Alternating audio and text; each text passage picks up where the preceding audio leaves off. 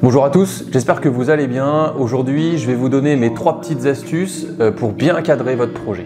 Alors les règles que je vais vous donner, c'est vraiment mes basiques, les choses que j'utilise, ça reste mes règles. Il y a certainement plein d'autres manières de faire. D'ailleurs, n'hésitez pas à me laisser un petit commentaire pour me donner vos astuces, vos méthodes, vos outils. Qu'est-ce que vous utilisez en plus des outils que j'utilise moi. Donc on est vraiment sur les fondamentaux, mais si vous faites au minimum ça, vous êtes quasiment sûr de au moins bien démarrer votre projet. Et donc, c'est ce qu'on dit, un projet qui démarre bien, qui est bien préparé, c'est un projet qui a de grandes chances de réussir. Alors ce qui est important de clarifier, c'est que moi je distingue les actions des projets. Une action, je le mets souvent dans le cadre du PDCA, du Plan, Do, Check, Act, ce qu'on retrouve souvent dans le Lean.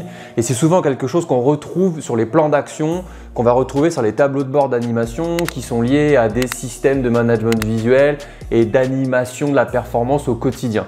Là, en général, on a besoin d'avoir une action, un délai, qui va le faire et il n'y a pas forcément besoin de budget ou d'équipe dédiée. On est vraiment sur de l'action concrète. Là, sur des projets plus gros, moi, j'aime bien m'appuyer sur la démarche DMAIC, donc pour définir, mesurer, analyser, innover et contrôler. On ajoute parfois un S pour standardiser. Ça nous vient plutôt du Six Sigma, donc c'est pas forcément directement lié au Lean, mais moi, j'aime bien utiliser cette démarche dans le cadre de projet. Donc c'est une démarche de projet, ça permet de bien cadrer et de pas d'oublier d'étapes dans votre projet, dans votre déroulement. Du coup, je vous montre directement sur mon écran à quoi ressemble une fiche projet que moi je réalise dans le cadre de projets type Green Belt, Black Belt. Alors ici, vous allez être sur un exemple de fiche projet. La première chose qu'on voit, c'est que moi j'aime bien que la fiche projet, elle tienne sur un A4, que ce soit le plus simple possible. La première chose, et je reviendrai dessus un tout petit peu après, c'est de définir vos objectifs. Alors moi, je suis en général cette règle-là, j'utilise le SQCDP, donc pour S pour sécurité, qualité, délai. Le C, c'est les coûts, mais en général, je passe tout de suite à la performance, et ensuite, je mets la partie coût à la fin. Pourquoi c'est dans cet ordre-là? C'est assez simple, c'est que la première chose, la règle numéro 1 dans une usine, c'est la sécurité. Pas d'accident, pas de problème, sécurité. Donc votre objectif, il doit y avoir toujours une situation de départ et une situation cible. Les objectifs, ça sert à ça. C'est définir une situation initiale, une situation idéale et ça va être quoi votre plan d'action pour y aller. Sur la sécurité, ça peut être des accidents de travail, des presque accidents. On peut y intégrer l'ergonomie de poste de travail par exemple. Tout ce qui touche à la sécurité de l'humain, des hommes et des femmes qui travaillent dans cette usine. La partie qualité, là on peut être sur des taux de non-qualité en pourcent ou des coûts de non-qualité également internes ou externe. C'est-à-dire qu'on va peut être aussi sur la qualité des fournisseurs ou la qualité client. La partie délai, elle, on va plutôt être là sur cet objectif-là, sur votre capacité à honorer les délais. J'en ai parlé dans une précédente vidéo. Votre capacité à honorer les délais et donc on peut parler de temps, est-ce que vous tenez les temps, les timings, et on peut parler aussi de niveau de service en pourcentage qui vous permettent de dire aujourd'hui, dans 70% des cas, dans cet exemple, j'atteins mes objectifs alors que moi, mon objectif, c'est 95%. Et ensuite, à la fin, on va parler de performance parce que si votre sécurité est bonne, que votre qualité est bonne et que vos délais sont bons, c'est que théoriquement, votre performance, elle est bonne. Puisqu'on en a parlé également dans les délais loi de Little, je vous invite à regarder la vidéo si vous ne l'avez pas vue. Le délai tient compte des encours et de votre capacité de production. Et la capacité de production va être directement liée à la performance de votre machine et à ce fameux taux de rendement synthétique. Et là, on va cibler sur la perf.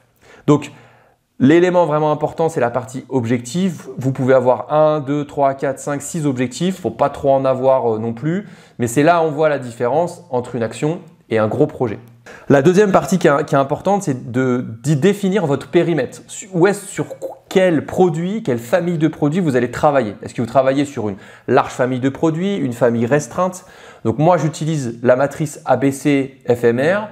Donc c'est grosso modo un Pareto sur lequel on va ajouter un fréquent, moyen, rare. Donc est-ce que c'est une production que j'utilise, que je fabrique tous les jours, toutes les semaines ou tous les mois? Et je vais essayer de me focaliser sur la production qui a le plus d'impact dans mon organisation, celle que je fais le plus souvent en fait. Ça va vous permettre d'avoir des gains rapides. La troisième chose, c'est votre tableau d'indicateurs, donc directement relié à vos objectifs. Vous voyez, sécurité de 7 à 5. Référence actuelle 7 pour la sécurité, objectif 5, etc. pour la qualité, les délais, la perf. J'analyserai après le projet, une fois la mise en place, où est-ce que j'en suis en termes de sécurité, enfin de tous mes KPIs. et au bout d'un mois, au bout de 2 mois, etc. Rien ne vous empêche d'avoir une visée un peu plus fine. C'est là où on peut ajouter des tableaux de bord plus détaillés de vos indicateurs. Libre à vous de piloter ensuite votre projet. Quatrième chose, c'est quoi votre impact projet? En gros, ça va être quoi vos grands impacts, vos grandes actions que vous allez mettre en place. Par exemple, ici, on a un gros problème qualité. Le premier impact de projet, c'est de mettre en place une organisation de qualité, la mesure des coûts de non-qualité. Par exemple, on se rend compte qu'il y a besoin d'un système d'animation de performance parce qu'en faisant votre Gemba, en allant sur le terrain, vous vous êtes rendu compte qu'il y avait des lacunes. C'est quoi les 3-4 grands impacts? C'est quoi les 3-4 grandes actions que vous allez mettre en place? Une réimplantation, des modifications d'organisation de la maintenance, des nouvelles règles de séquencement de produits, de développement de produits, etc., etc. Cinquième chose, les risques et contraintes. Je vais y revenir, mais là, au moins, c'est quoi vos contraintes déjà en termes de délai? Vous avez quoi comme délai? Est-ce qu'il y a des livrables vraiment à tenir pour un déménagement d'usine par exemple, etc. Donc il y a des choses à tenir, je prends cet exemple-là.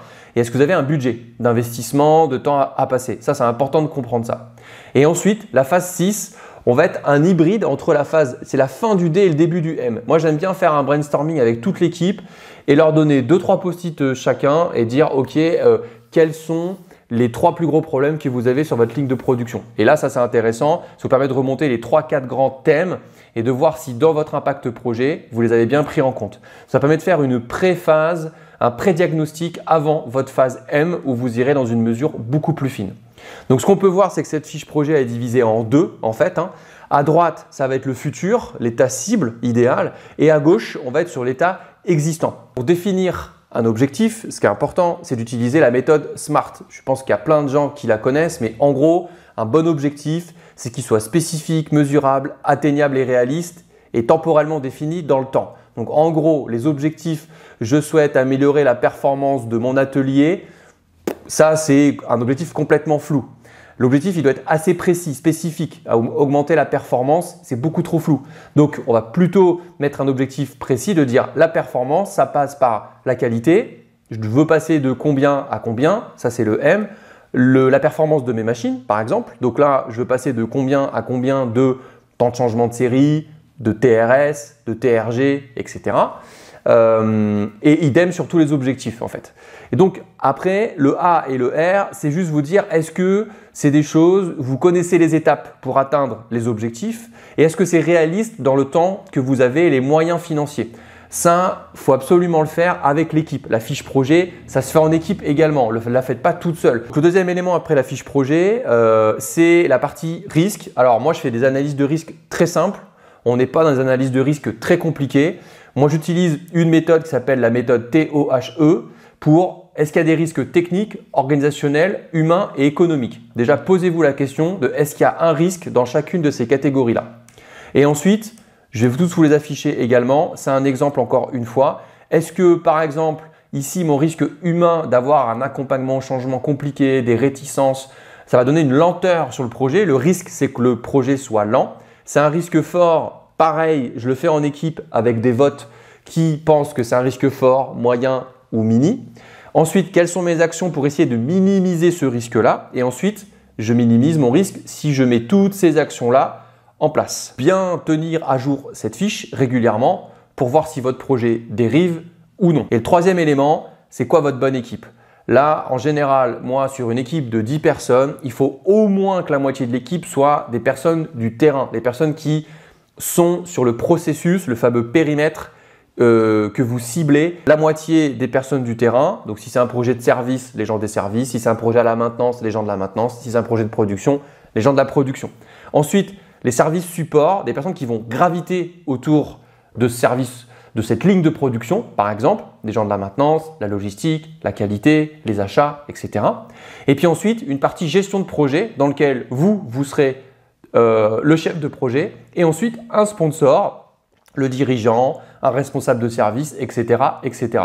Et ensuite, chaque personne du terrain va être acteur. Les personnes support seront peut-être plutôt informées ou consultées, peuvent être acteurs également. Et le responsable, ça sera vous, le chef de projet, dans ce projet global. Comme vous avez pu le voir, en fait, c'est pas très compliqué de cadrer un projet comme il faut. Le plus compliqué de ce que j'ai constaté, c'est de définir des objectifs chiffré, atteignable, avec vraiment ce premier cadrage en fait. Ce premier A4, c'est souvent le plus compliqué à faire. Je vois beaucoup trop de projets où le cadrage il est flou, on fait des mesures ou des diagnostics assez flous également et on va directement sur des solutions. Le problème c'est que du coup, si vous n'avez pas mesuré votre efficacité à un instant T, à l'initial, à travers des objectifs, ça va être compliqué de mesurer la performance et vos retours sur investissement après votre projet. Et c'est quand même que 3 petits A4, donc c'est pas non plus très compliqué, ok? Ne faites pas des projets tout seul, surtout sur des niveaux green ou black belt. 10 cerveaux, ça fonctionne beaucoup mieux qu'un seul cerveau. Bon, j'espère que cette vidéo vous aidera à y voir un petit peu plus clair sur comment on cadre un projet et c'est quoi les 3 éléments